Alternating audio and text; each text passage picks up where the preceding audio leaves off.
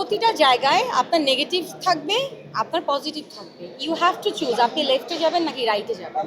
একটা আর্টিস্টের ধাপ কিন্তু ফাইনাল ধাপ এটাই থাকে যে সে বড় পর্দায় কাজ করবে। সো যারা এখনো পিছনে পড়ে আছে ধরেন, তারা তো সামনে যেতে পারছে না, তারা এখন আমাকে টান দিতেই পারবে পিছন থেকে।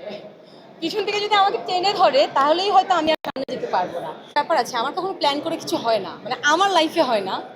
বাট আলহামদুলিল্লাহ যেই বছরটা গিয়েছে, বলবো না কি কি টার্গেট করেছিলাম, দুইটা ব্যাপার টার্গেট করেছিলাম যে এই দুইটা ব্যাপার এই 2025 সালে শেষ করতে চাই। মেইনলি তিনটা টার্গেট করেছিলাম, দুইটা আলহামদুলিল্লাহ কমপ্লিট করতে পেরেছি। এর মধ্যে একটা ছিল ফিল্ম শুরু করেছি, আরেকটা না বলি, বাট আলহামদুলিল্লাহ কমপ্লিট হয়েছে, আল্লাহর অশেষ রহমত।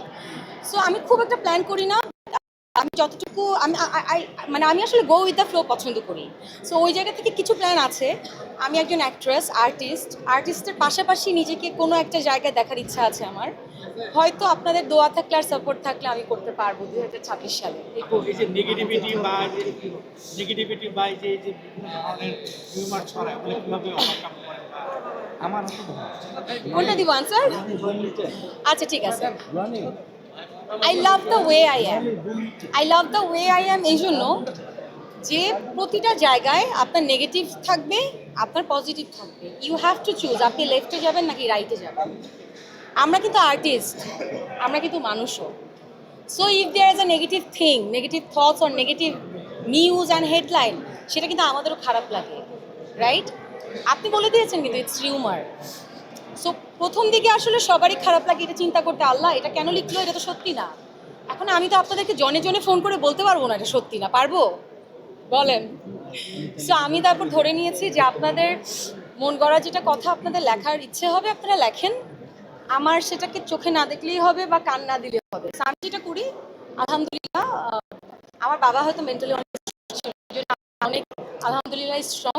আমার এগুলো অনেক কিছু এখন আর যাই আসে না। আমার কাছে মনে হয় যে মানুষের নেগেটিভ কথা বলছে, বলুক, এতগুলা মানুষ এতগুলা মন, আমি তারা আটকাতে পারবো না।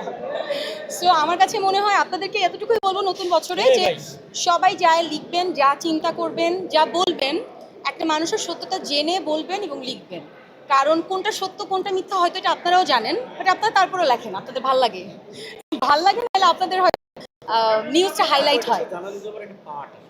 না না না না না রিউমার থাকে। আমি যেমন ফিল্ম যখন করি, আমি কি সিঁড়ি দিয়ে উঠছি, একটা আর্টিস্টের ধাপ কিন্তু ফাইনাল ধাপ এটাই থাকে যে সে বড় পর্দায় কাজ করবে।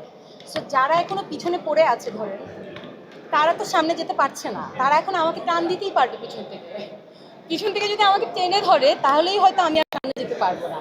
So it's part of life. Suppose আপনারাই চিন্তা করবেন যে আমি যখন ফিল্ম শুরু করি, আমার ফিল্মের শুটিং শুরু করলাম, এরপর থেকে দেখি অনেক নেগেটিভ থিংস আসতেছে আমার লাইফে। দেন আমি বুঝলাম যে না, ইটস পার্ট অফ লাইফ।